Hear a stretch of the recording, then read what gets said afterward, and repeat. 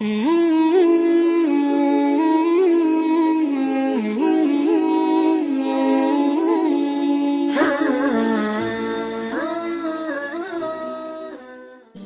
Azza wa Jal first announces to all of the angels, and we understand that it includes at that time Iblis among them, Inni khaliqun basharan min teen. I am about to create a human being from dirt or from clay.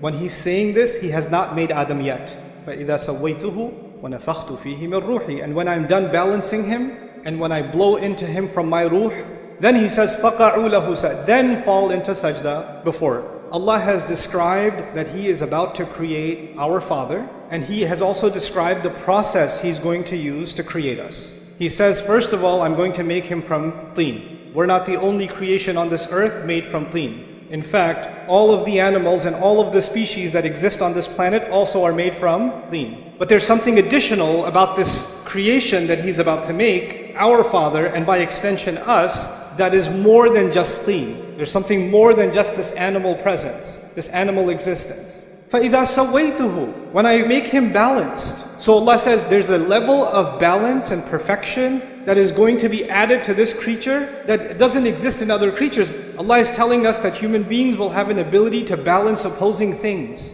They're going to have the ability, for example, to balance their individual needs with the needs of their family. They're going to balance their personal responsibilities with social responsibilities. They're going to balance their rights and their responsibilities. The balance is actually between our impulses, our emotions, and our thought process. So let me explain what that means. When a hungry dog sees something, it goes and it bites it. It doesn't think about the consequences. There's the emotion and then there's the action. That's it. But human beings, they can look at something and say, no, that's illegal.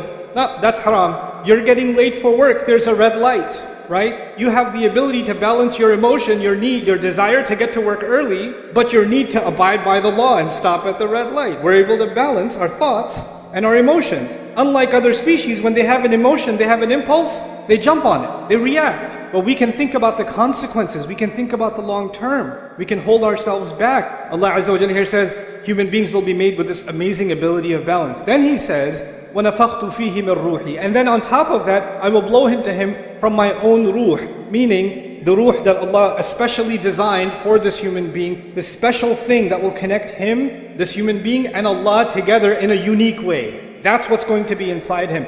So this ruh is inside him, unlike other animals and other species. There's a special kind of thing, a special kind of light inside this human being. So he's made up of these three things. He's made up of dirt, and he's made up of this balance, and he's made up of this ruh.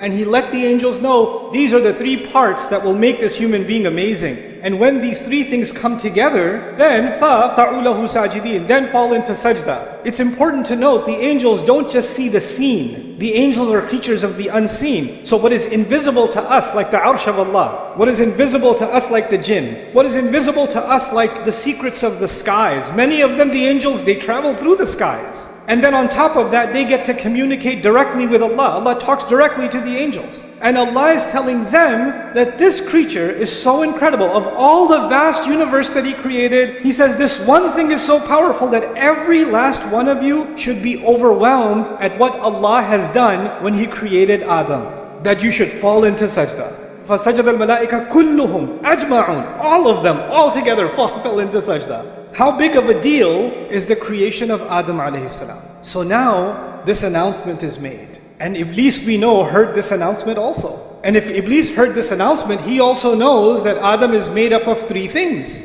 But we know that when Allah tells us that when he refused to do sajda, he turns to Allah. He doesn't say خَلَقْتَنِي مِن نَارٍ وَخَلَقْتَهُ مِن طِينٍ وَسَوَّيْتَهُ وَنَفَخْتَ فِيهِ مِن رُوحِكَ. He doesn't say that. He says, you made me from fire, you made him from dirt.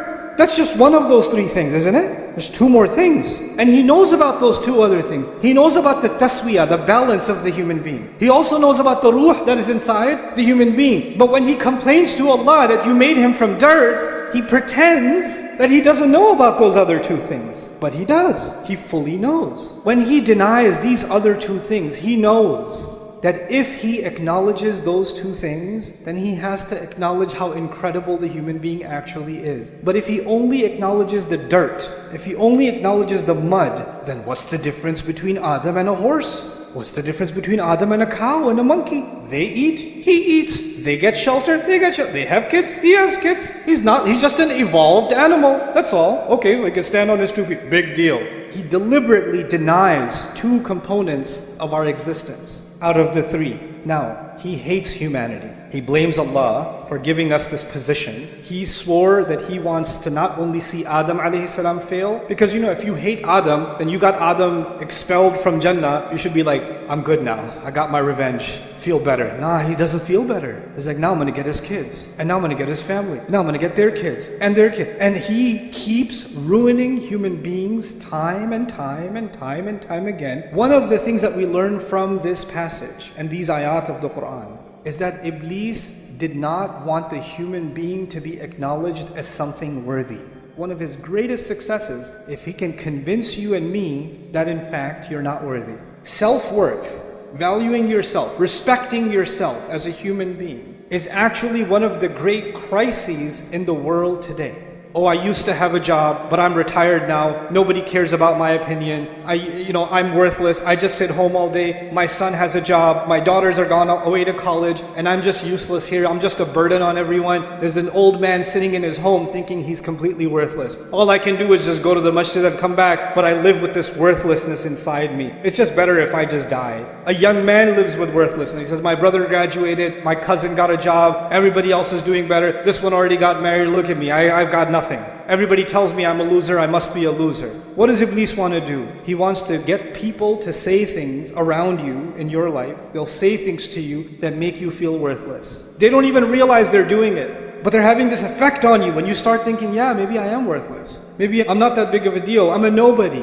Once you develop low self-esteem, you don't value yourself, then you're always thinking the only way I will be valued is if somebody else values me. If somebody else approves, then I have value. So I'm gonna take a picture of myself. I'm gonna make sure I change all the filters enough times, and then I'm gonna post it online, and I'm gonna wait for somebody to do this, or somebody to put one of these, or at least a mashallah or something. Give me something, because if somebody gives me, I have some value.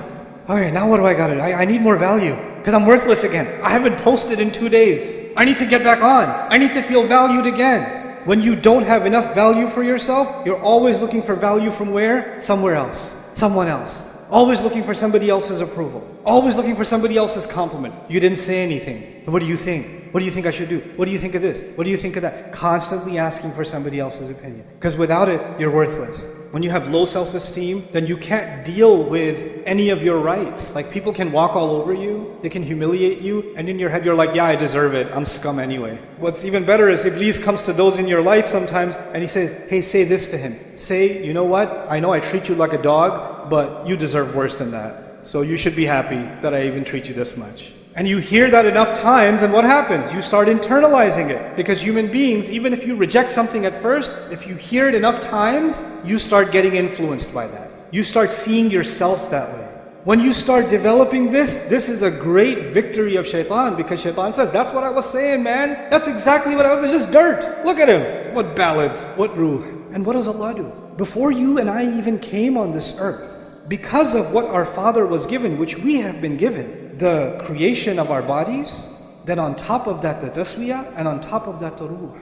He gave us an honor above all of Allah's creation, and all of Allah's creation see us as a miracle of Allah, worthy of all the angels falling into sajda, in awe of what Allah has done. So now the angels in the heavens are impressed with you, and you're not impressed with yourself. You think you're worthless. But this is one side of the equation, that we value ourselves. But Iblis, he's got multiple tactics. One subject that keeps coming up is self-love, self-worth, self-esteem, which is what I'm talking about too, but you can take that too far. You're amazing. You're the best. Believe in yourself. You. Nafsuk, nafsuk, nafsuk. And you're like, yes, nafsi, nafsi, nafsi. You become like obsessed with, yeah, I'm awesome. I'm amazing. And then some parents do this to their kids. You're the princess. Little 4-year-old girl. You're my princess. Everybody else is ugly. You're the prettiest. You're the best. And this little girl turns into a monster. She goes at school and she goes, the princess is here. Kiss the ring. Like she develops this like inflated sense of self. This is actually the reality of arrogance. So on the one hand, we value ourselves, but what we actually are supposed to value is the potential that Allah gave us. We're supposed to value the ability to make the effort that Allah gave us, not the things that Allah gave us. The things that Allah gave us, He can give to anybody else. And these things will come and they will go. But the only thing of value before Allah is, and before ourselves, should actually be just our efforts. وَأَن لَيْسَ لِلْإِنسَانِ إِلَّا مَا سَعَى. Human beings will have nothing of worth on Judgment Day except the efforts that they made. That's it. This balance between confidence and humility, that has to be struck. Because too much self-worth will turn into arrogance. And too much humility, then you start thinking, I'm nothing, I'm nobody. And that's what Allah Azza wa Jal defined as one of the most amazing qualities that human beings have. There's this spiritual and there's this material.